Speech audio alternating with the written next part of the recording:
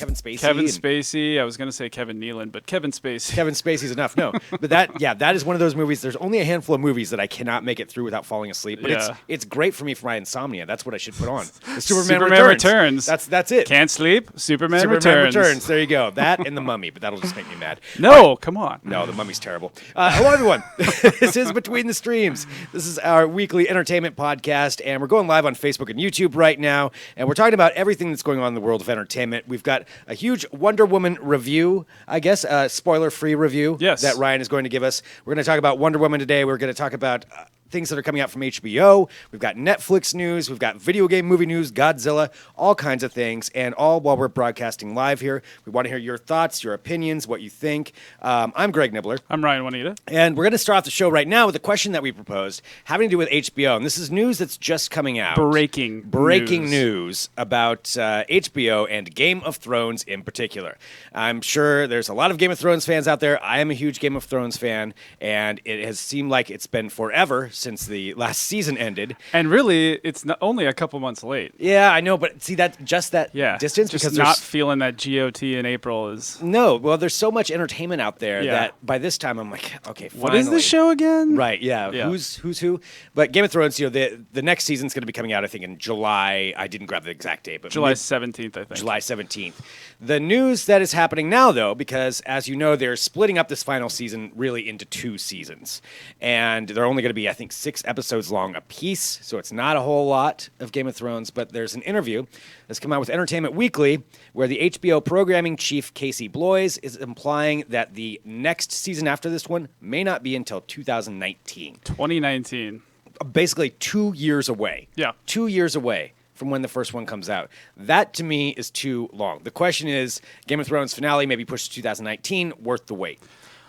At that point, I'm going to be so mad about it. I almost want to just okay, that's it. I'm dropping out. Right. I'll watch them way down the road, and I'll binge watch them all together. Well, I guess they figure a couple of things. They figure that, one, almost every one of these episodes is basically a movie. Yeah. A smaller scale movie. The last 2 episodes of season 6 was it that we just had? Yes, were season 6. Essentially like movies in themselves, huge battle scenes and stuff. So there's that part of it. They also probably figure that they do have Westworld coming out in 2018. That's true. There is Westworld, but that's a different thing. That doesn't fill that void. It's a thing that, is an event TV series that they figure they can satiate you with around the same time that Game of Thrones would be coming out. Yeah. And, that's what I'm sure that's what they're holding up. That's what they're trying to. I think that the reason it was pushed to July this time, I think they're finding out that these massive action scenes and all these tie-ups and all these characters, coming together is a little bit tougher than, they even learned from the first 5 seasons. And so now they're like, we need just a little bit more time. Yeah, exactly. Some time. Well, to me, that just seems like it's a little bit too long. I'm not that excited about the fact that that's when I have so many different things I can fill the void with, and you can binge watch everything on Netflix anyway. So I'm kind of in that binge watching mood where I just want to watch it all at once. Okay, there it is. And we were talking about that. Is there still a place for the appointment TV or at least the week by week series TV? Right. You can still watch it on demand, but you can't watch it for at least a week. Yeah. And, we're saying that there's reasons for both. I think the binge watch is the way of the future, but there's still something about the anticipation of the show that we were saying, you can talk to your friends about it, sort of predict what's going to come up next week. So there's something about that I think Game of Thrones still captures, and it's worthwhile. Yeah. But, waiting for 2 years, that's a long time. That is a long time to wait for anything, and I just don't think that I can do it. But that's what it might be. So HBO, Game of Thrones. It's basically like a movie sequel at that point. Yeah. Nope. Pass. Yep. I'm done. By the way, I already know who's going to win. I'm pretty sure it's Cersei's. So that's my prediction. That's my long-running prediction. I don't have to wait 2 years for my prediction to come true. That's my main thing. All right, so let's. There's some heads that are shaking in the background here. Cersei's wins. Book it. Nobody's buying that. Book it. Put your bets in Vegas. All right, let's get to... She is pretty badass. That's what I think. And speaking of pretty badass women. Yes. Oh, wonderful. See what I did there? Look at that. Yeah. You got the segue master. I'm learning. Let's get on to the weekend box office then, because the biggest movie, of course, out this weekend, there's no denying it, is Wonder Woman. Finally, we get Wonder Woman, DC's latest movie. Yeah. Will it be as terrible as the other one? And we've been saying that from what the trailers look like, this Yeah. looked like it could have been the best one yet. Yeah. And I went to see it, and guess what it is? It is. I'm not alone here. Obviously, if you are look not on disappointed. Rotten Tomatoes, there's plenty of good reviews for this thing. But of course, you got to go eyes on with yourself to understand what this thing is going to be. And they kind of, I don't know if they quite nailed it, but it's a pretty darn good superhero movie. Nice. I'd say it sits in sort of at the middle of the pack with the Marvel movies. Okay. It's not as good as maybe the best Marvel movies, but it's pretty darn good. And it does a lot of things right, and a lot of that, as you've probably been hearing, it has to do with Gal Gadot, who is pretty incredible in this movie, even more so than you might think. She's beautiful, she's powerful, she's feminine, and she's even a little naive because she doesn't know, the normal world. She's been on this Right. island and this Amazonian island, but she also manages to do all of that with grace and tremendous strength and power at the same time, and courage and all of those things. Man. It's this sort of beautiful combination of everything you want in a good superhero, a lot like what Superman is supposed to be, but just with the feminine side to it. And I think it's something we've been missing. And I was talking about this earlier. I just don't think there could have been any other actress who could do it as well as she does. You were, yeah, off the air. You were. There's you no were way. Giving her a glowing review. Yeah, I mean, she just sort of carries this natural grace to her, and it shows through the scenes. But she's also got acting chops, and she's able to be sort of vulnerable in the movie at times while still being powerful at others. Okay. And also, I will also say that Chris Pine was a fantastic pick. Really? For her sort I of like Chris Pine. sidekick. Yeah. Chris Pine, anybody who's seen Hell or High Water knows he's got serious chops. Yeah. He's also done a movie called Bottle Shock that came out way before he was Captain Kirk, and he's really good in that too. So I always knew he had chops, but sometimes he's in questionable movies. He's like in a rom-com, I think, where he plays a spy that's not so great. Everybody's got to do Yeah, those. exactly. It seems like they all do. But what he does great is give gravity to those lines, believability to the lines, even if they're not the most fantastic. He brings some gravity to them, and he's also got that comedy. And that's something that DC has been missing, is just their weird, dour tone, which is like bringing the Christopher Nolan Batman tone into every movie. Right. They brought it to Man of Steel. They brought it to Suicide Squad, and then they're like, oh, nobody likes it, so then they pulled it back out. Yeah. But they definitely brought it to Batman versus Superman. Which was way too long. Yeah. Way too long. And I will just say one thing about this movie. It's very solid. It does have a few clunky moments. It's a little bit of dragging. The action scenes are amazing, especially when she takes to the battlefront. And there's definitely a 300 vibe in there. There's a lot of slow-mo, Okay. which we saw in the trailer. There's a lot of slow-mo. That's not a surprise. But it works. The only thing that I use as a critique is I don't want to give anything away, but DC is known for its big Michael Bay style. Holy crap! Comets landing, explosions out of out of like ridiculous CGI stuff at the end of the movie. Batman vs Superman had that. Man of Steel, they knocked down like 20 buildings. Yeah. Yep. Suicide Squad didn't quite do that. It was an ensemble film. It was a little different, but there's an element of that here that there's a little bit of that here. But Okay. But I think overall it's really solid. It's by far their best movie, and it puts them back in the critical conversation. And yeah, like I said, I think it's going to be a great movie to go see this weekend. Yeah. It's also about to make a ton of money for them. So They good said on like DC. Maybe $100 million over the weekend. They think it's going to do a $100 million opening. And also, we just found out that Patty Jenkins, the director, who did a great job with it just inked the sequel. So she will be back. And so that's my little wrap up. Quick note here on Facebook. Don says Wonder Woman is the best movie. I asked in the last 10 years. He thinks Wonder Woman is the top number one. Of any superhero movie? Of superhero movies. Well, that is quite a statement. And it doesn't do Marvel. It does DC. Yeah. But it just does DC better than the other DC movies, in my opinion. So Okay. I'd say there's reasons for that argument. I would say that. I don't know Okay. if I agree with that, but I'd say there's But you can reasons see to make there's that a argument, especially if possibility you're there. hardcore DC. Yeah. Yeah. All And right. especially if you're waiting for a female superhero.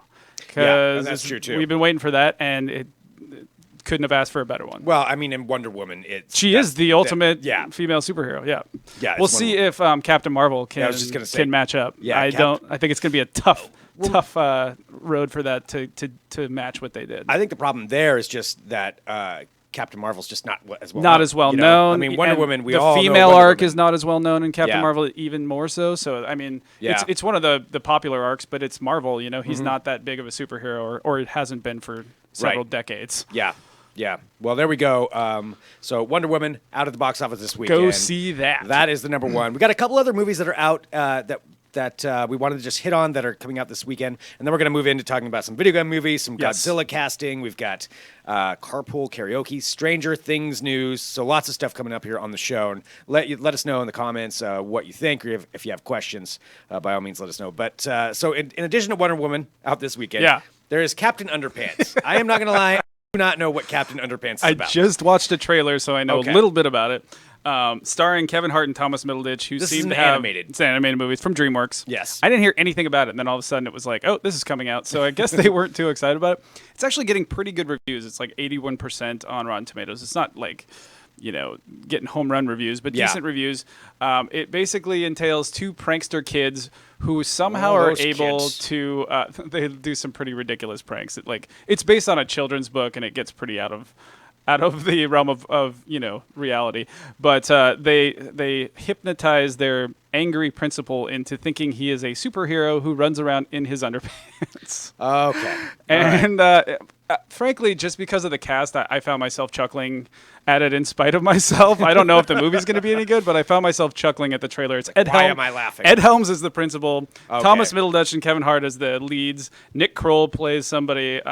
Jordan Peele's in there. Kristen Schaal is in there, and Shaw is in there, and she's great. Yeah, that's a pretty good cast. Yeah, pretty good cast, like all these movies. All right. If you're looking for the kids for something and you're not going to do Wonder Woman, that would be the one. There's your option. And then we had like a quick pack of indie movies. There's I, Daniel Blake, which is a British movie. It's about this dude who's like a Luddite. He's a Ron Swanson type. Okay. And he basically gets sick and needs to depend on others, and he's not very doesn't like doing that. into doing that. And I guess it's pretty heartwarming. That one is also going to be on VOD, so you can probably just watch that at home if you want to see that. Okay. There's also Handsome Devil, which is a coming of age tale with a couple of kids.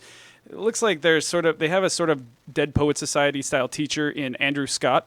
Okay. The reason this caught my eye is because Andrew Scott plays Moriarty in the Sherlock series. Okay. He plays the bad guy, and he plays him brilliantly. It's like one of the best, weirdest bad guys on TV.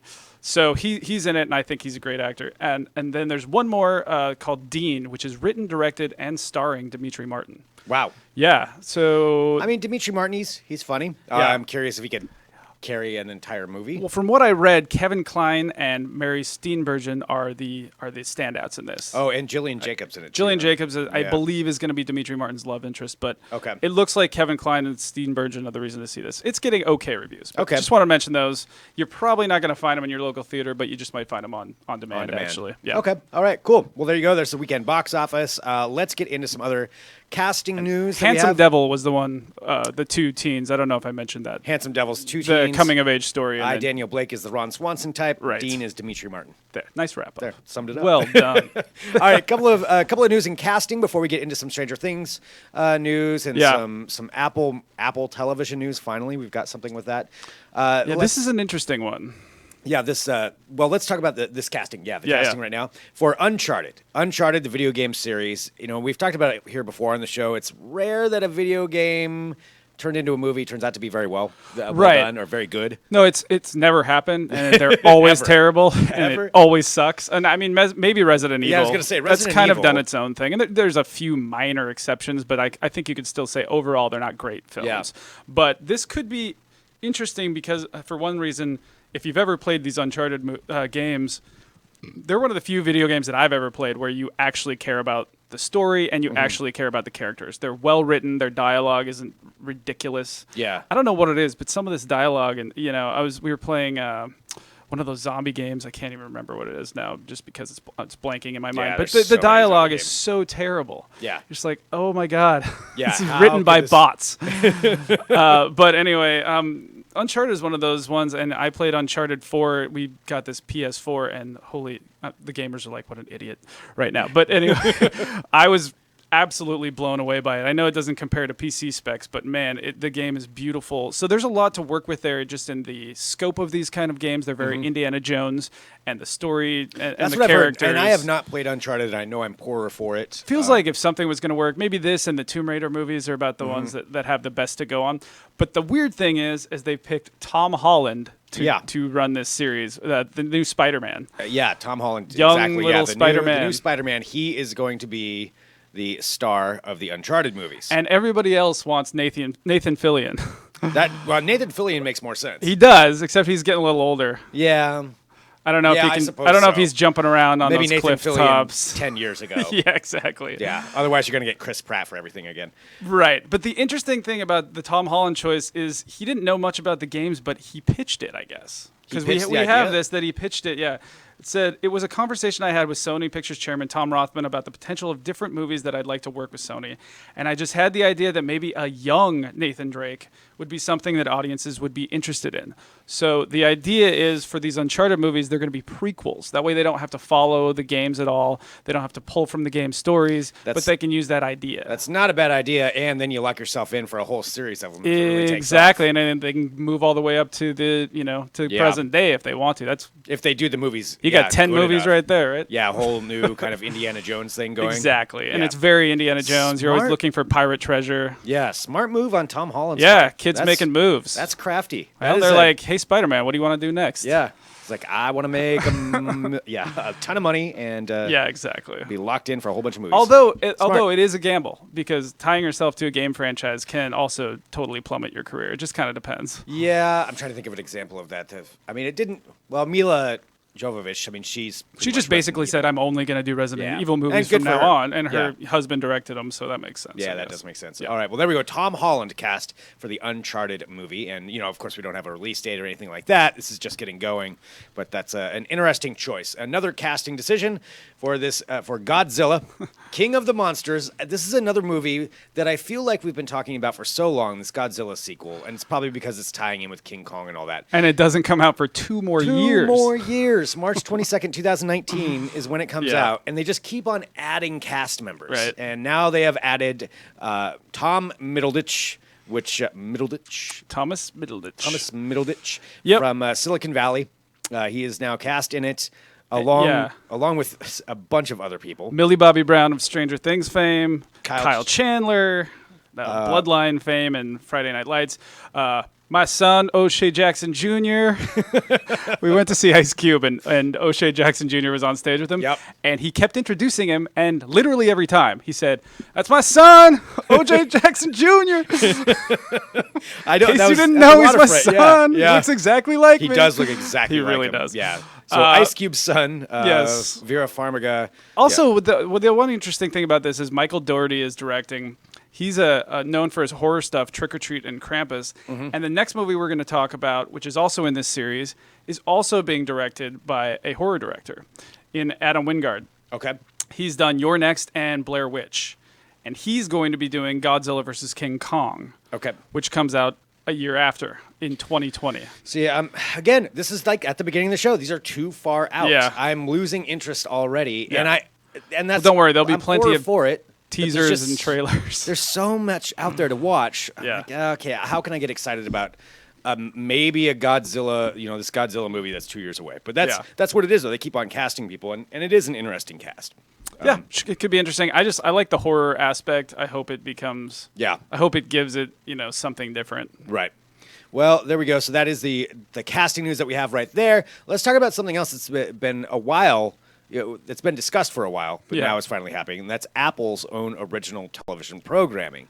And Apple got the rights for Carpool Karaoke to do a whole series of it. And we knew about this a while ago, and it kept getting pushed back. And now we do have a release date, which is going to be August 8th. August 8th for this series for Carpool Karaoke. Which is already on James Corden's show, but okay.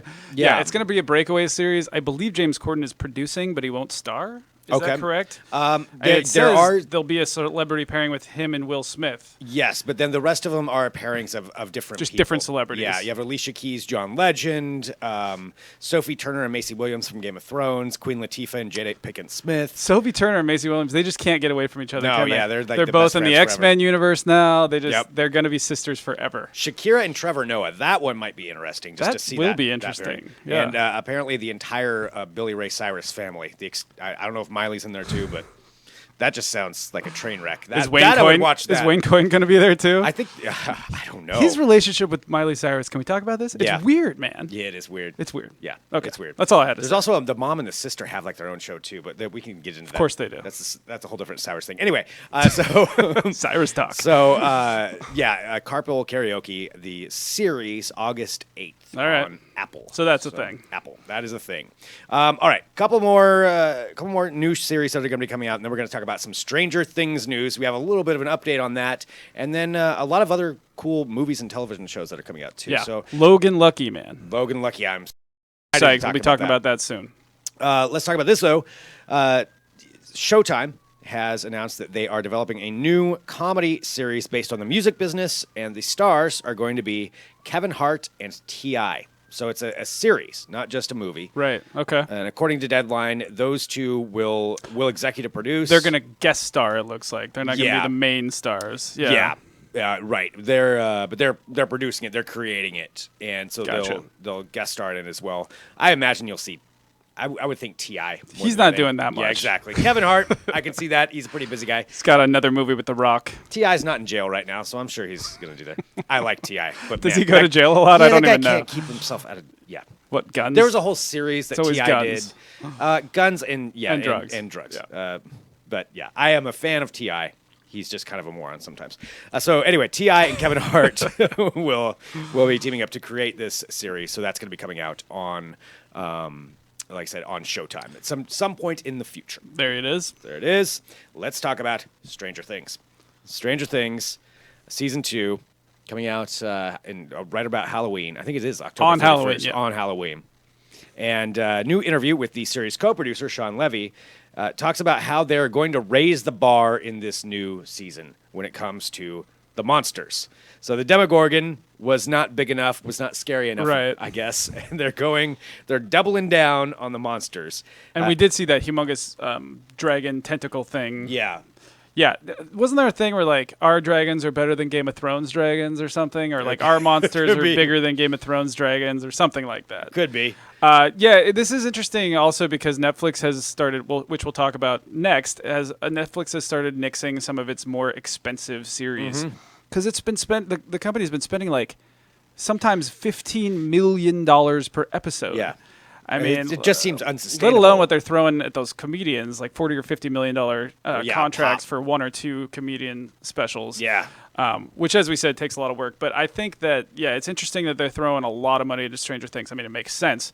But they're also being a little bit more, careful about these really expensive series that they've got.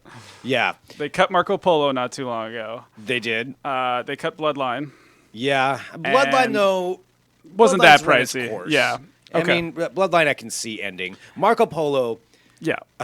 that still bothers me. If they just rebranded the series as just Kubla Khan Right. and got rid of Marco Polo is the worst. And then I think it would be good. And now they've canceled another very expensive show. Yeah. From the Wachowskis, Netflix canceled Sense8. Sense8. And I know that one's popular. That's when I hadn't gotten around to watching I it. still haven't got. I think that's the problem. Yeah. Everybody hasn't gotten around to It's on watching the it. list. Yeah, it's right on your list, but you probably haven't seen it, and that's probably the issue here. Yeah. But that show, they filmed in 13 different countries, 16 cities. They were spending like $9 or $10 million an episode. So Wow. Yeah, that's that's HBO tough to type of money. sustain. That is tough. Yeah. So, But I know that even our own Caleb Dennison was pretty upset about Sense8. I think it has Tough a day. small but very loyal. they do. People cult- that like Sense8 yeah, love it's Sense8. got a cult of fans Yeah. that just love it. We've already got Jake is saying season 1 of Sense8 was pretty badass. I mean, Yeah. I've heard it's good. It's just I hadn't gotten around to it, and that's the problem. There are just so many shows to watch, and Yeah. especially on Netflix. They're coming out with a new series or a new season. You know, I mean, I have Bloodline going right now, and I started House of Cards. So Yeah, I mean, at doubling some out on point, those. they have to rein it in. Yeah. And the thing about Netflix is they don't have to wait for anybody. They can renew a series at the drop of a hat, Yep. and they do. Yeah. They'll renew a series like one episode in, like season 2 announced, as we've seen. So it Yeah. kind of makes sense. They're going to spend that money on Stranger Things. They're going to take that money away from Yeah. Sense8. Rebrand Marco Polo, Kubla Khan, kick Marco Polo out of it. I'm telling you, Netflix, it'll be great. I don't think it's going to happen because Netflix is the one that saves the shows. So if Netflix is the canceller, Yeah. it's a done God, deal. Marco Polo sucks. Yeah. The series is great. Referencing back to our question that we had at the very beginning, talking about whether Game of Thrones possibly delayed to 2019 for the second season, or the final season. Yeah. The second half, yeah. Second half, of the final season. Holly on Facebook right here is saying, I'll forget everything by then." Exactly. You will. You'll have to go back and rewatch They'll want everything. you to watch it again anyways, right? Yeah, and then she said, "Are they waiting for more books to be written?" And there is a hypothesis about that, in that not necessarily waiting for more books, because he's still working. See, on I thought other that they book. had just ditched that idea entirely. They're going to be split off. But there was somebody proposing, like, if you're a fan of the books, don't you want him to have the first crack at the final ending to it before you see it on television? I Even think though they could be completely different. I think you do, but you could be waiting forever. Yeah. That's the problem. Okay. I think that they've all sort of come to realize in the producers of the show anyway. And we all know the worry about his health. Yeah, and there's how worries long about he's that, been- but just worries about his just lack of productivity lately, so. Yeah. Okay. Well, anyway, that's referencing back to that again. HBO Game of Thrones, the second half of the final season may be delayed. Right. All right. Let's take a look at a couple of trailers that are coming Yeah. up. So some new movies and television shows, as we were talking about. There's a lot of them. There are some very good ones coming out, and this is one I know you want to talk about: the Murder on the Orient Express. I'm excited remake. about this. I love detective stories, especially Poirot, who is Agatha Christie's, main protagonist, and he's just a badass. If there's anybody who's even close to Sherlock Holmes, it's Poirot. And when it comes to this kind See, of I'm stuff, not as familiar, so he's this great. is news to me. You got to watch Okay. the BBC. The BBC. I'll get stuck watching that damn BBC. Those darn BBCs. Ruined my whole Saturday night. But I love detective shows, and I also love Kenneth Branagh, who's a great actor, director, Shakespearean guy. He's directing. He's also starring as Poirot. And the cast that they've got for this, it's on the Murder on the Orient Express, which is one of Agatha Christie's best, as we said. The cast he put together includes Willem Dafoe, Michelle Pfeiffer, Josh Gad, Penelope Cruz, Daisy Ridley, Olivia Colman, who a lot of people may not know her, but she's amazing. Look her up. You've Okay. seen her in a lot of stuff. All right. Judi Dench, Dame Judi Dame Dench. Judi Dench. Yes. Don't you have to say Dame? I believe that's I think it's legally required. Yeah, yes. you have to say Dame Judi Dench. Exactly. Okay. So this could be really good, but the funny thing about this trailer was everybody got really mad that they used this Imagine Dragons song. That's the issue that they're upset about. I mean, oh, and Johnny Depp is in it too, by the way. Oh yeah, Yeah, Johnny Depp. you've heard of yeah. him. Yeah, whatever. He's an actor. Yeah. But they used this Imagine Edward, Dragons was song it "Believer," which Scissorfingers? it didn't really irk me. Yeah. I don't know. I mean, it was a little cheesy, but the internet just went off. Okay. They were the interneters were very upset They about were upset. this. The Yes. interneters were not happy. They didn't like it. Yeah. Vicky says Agatha Christie actually disliked Poirot. Well, that's just what the hell, man? Fight. All right, so there we go. Orient Express. Well, realizing that's where me and Agatha Christie differ, and that's about it. Yeah. Other than that, we're almost exactly the same. Moving along, I'm Yes. realizing what time it is. We've got a few things to get to. We do. I do want to talk about this, Trust. So Trust is going to be a new series on FX, which has also been knocking it out of the park with their original They make programming. some of the greatest TV that's around right They now. really do. This one, though, is really fascinating to me. Yeah. So we don't have a trailer for it yet, but we do have a casting in that. Especially the latest cast. yeah, member. Brendan Fraser is Yeah. the cast in it. Somebody gave Brendan Fraser a job. That's Yeah. the headline that you see. Someone gives Brendan Fraser a job. I had to pull a picture of him from The Mummy.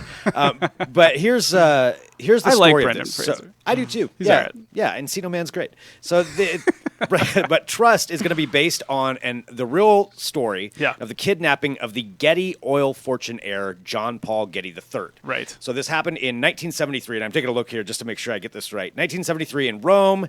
This guy was kind of a playboy. He's worth tons of money, was kidnapped in Rome, and the kidnappers originally demanded for $17 million. $17 million. And Getty Sr., I just said, nah. He was frugal. He didn't want to pay the money. That's so funny. So there's a standoff. He didn't pay the money for his Right. grandson, and the standoff went for several months. And then they decided to, they didn't even believe it was legitimate for a long time. Right. That I was just playing on it. That looks like it's going to be pretty good. The cast includes Hilary Swank and Donald Sutherland. Yeah. Screen legend, I Screen should say, legend Donald Donald Sutherland. And it's being produced by Danny Boyle of Trainspotting fame. He's done a lot of stuff, and he's also directing the first episode. And I think the Slumdog Millionaire Academy Award winners Simon Beaufoy and Christian Coulson are also producing. It's got a lot of it looks lot great. of spit shine on this this guy. is Trust. Yeah. So it's going to be on FX coming in 2018. Of note, apparently the image I pulled was not from The Mummy. My bad. Every movie he's done besides Encino Man, I That just looks assume like it's The Mummy. I think it was The I assume it's all The Mummy unless it's Encino Man. All right, well, okay. Moving on. Logan Lucky. Logan Lucky. So this is the one we want to. Yes. Movie coming out this summer that you can see, and we are excited about it. It's from Steven Soderbergh directing it. It is. Do you want to explain what it is? I mean, basically, it's just Channing Tatum and Adam Driver as Appalachian rednecks who have this idea to, this crime that they want to heist. They have a heist idea. Yeah, But go ahead. well, basically, yeah, it's their description: hardscrabble family from the hills of West Virginia. Okay. Yeah. Famous for their bad luck for nearly 90 years, and then they decide to commit a heist. Right. And then they decide to get the help of Daniel Craig's character, and that's the thing that's craziest about this thing is that Daniel Craig is playing a redneck. Yeah. And he looks amazing in it. He's a love it. convict that they have to break out for this thing, as you see in the trailer. And it also has a killer. The rest of the cast is really good. They've got who is it? I think they have Riley Keough in this, and just a bunch of really, really good actors in this. So it looks fantastic. I'm excited about that one. So that's August 18th, 2017. I love anything that's along these lines. And Steven Soderbergh, I mean, you can't deny how great he is. So this looks fantastic. Adam Driver and Channing Tatum as rednecks. Yeah, and just the pairing of Adam Yeah. Driver and Channing Tatum together. Yeah, absolutely. is pretty amazing. I'm 100% in on that Yeah, one. I think Catherine Waterston is in it too. There's a bunch of really good actresses in it too. So Perfect. should be fun. All right, bouncing through just a couple of last things we have here for today's show. We did want to say Curb Your Enthusiasm. If you're a Curb Your Enthusiasm fan, I am a huge Curb fan. I can still only watch maybe 3 or 4 episodes at a time, and then Then it's you start just feeling bad about the world. Yeah, I start thinking too much like him, and then it's not. That's not a good way to feel. I hear that. But Curb Your Enthusiasm, we had Geoff Garland did an interview, and he said that it sounds like October is when it's going to be coming out. So we finally have an ish release date. I feel like Larry David, he just doesn't care. He'll do it whenever he wants. I mean, it's already filmed. The new season. I mean, he got He's like, divorced. whatever. He got divorced and lost half his fortune, so he only has $450 million left. Poor guy. Yeah, it's tough It's out real there. tough. Real tough. So Hard to get a guy like that to work. Yeah. Curb coming out then. Let's see. Do we want to talk about Atomic Blonde, or do we want to go to the Between the Cracks? We'll get to Atomic Blonde later. We've Okay. already touched on that. We have a new clip, but maybe we'll talk about that next week. Then I wanted to bring up Between the Cracks because it directly kind of relates to Logan Lucky. I don't think that's a real term, but yeah. Between the Cracks is our segment where we pick out a movie or a television series that we think maybe has been overlooked or maybe not enough people know about, and we let you know about it. And I want to talk about this one. I'll say this is not going to be for everybody. But since we're talking about Logan Lucky and a West Virginia family and kind of hillbillies living in the hills, Yeah. this movie is called The Wild and Wonderful Whites of West Virginia. Wild and Wonderful Whites of West Virginia. It's great alliteration. It is a documentary. It's about, I think it's an hour and a half, 2 hours long. And it follows the White family. White is their last name. It follows the Whites. To be clear. To clarify that, follows the Whites, this family, over the course of a year in their life in this tiny little town in West Virginia. Now, the Whites are insane. I mean, I cannot explain it enough. They are absolutely crazy. And they have a claim to fame, right? They're generations. Yeah, they've lived there for generations. The patriarch, the grandfather of the family, was Donald Ray D. Ray White, and he was one of the most famous mountain dancers of his time. And there was even a PBS documentary on him. That's the claim way back in the day. to fame. Yeah, because he's a mountain dancer, and now they've lived off of this fame as mountain dancers in West Virginia for this long, but they're also riddled with crime. They don't care who knows what they do. Like there's blatant drug use throughout it. There's crime. They don't care. They're famous for it, and the town can't stand them, which is interesting because they interview all the townspeople, and pretty much all of them are just like, "Yep, the whites. Yep, yep, they got in trouble again. Yep, they got in a fight again. Yep, they did this. They're going back to jail, and they go to jail, and they get out, and it is a fascinating show. It really does sound like a lot like Logan Lucky. It does, yeah. I mean, and one of the stars is Jesco White. They're friends with Hank Williams III. He's one of their buddies. Oh man! Oh yeah, yeah. He's Hank Williams amazing. III is in it. Yeah, he's him. I've seen him live. He is one of the most interesting people ever. Half his show is old style country. The other half of his show is full on metal. And he's a part of this. He's a wild dude. He's a part of this as well. Right. So he is in it, buddies with Jesco White. I just suggest watching it. It is entertaining. Again, it may not be for everybody, But it's a lot of drug different, use. and there's not a lot of different It stuff is out there. different, and Yes. it's fascinating. So there we go. The Wild and Wonderful Whites of West Virginia. All right. All right. I think we've covered a lot of stuff here today. Yes. So again, weekend box office, Wonder Woman. That is the movie to go see. That is the movie to go see. And thanks for tuning into this show. So Between the Streams, we do this every Friday at 2 p.m. live on Facebook and YouTube, and then up as a podcast afterward. So subscribe to the podcast on iTunes or wherever you get your podcasts. Send us an email, podcast@digitaltrends.com, and let us know maybe you have a Between the Cracks or a series or a movie that you think we should check out or that's been overlooked, because we love to find out new things. There's so much out there. We kind of talked about it. It's hard to watch everything, and that's why we really appreciate the feedback from everybody tuning in. Poor Sense8. Poor Sense8. I'm sorry. R.I.P. Sense8. Caleb, I hope you're feeling better about it. And we'll be back next week with another episode. That's it.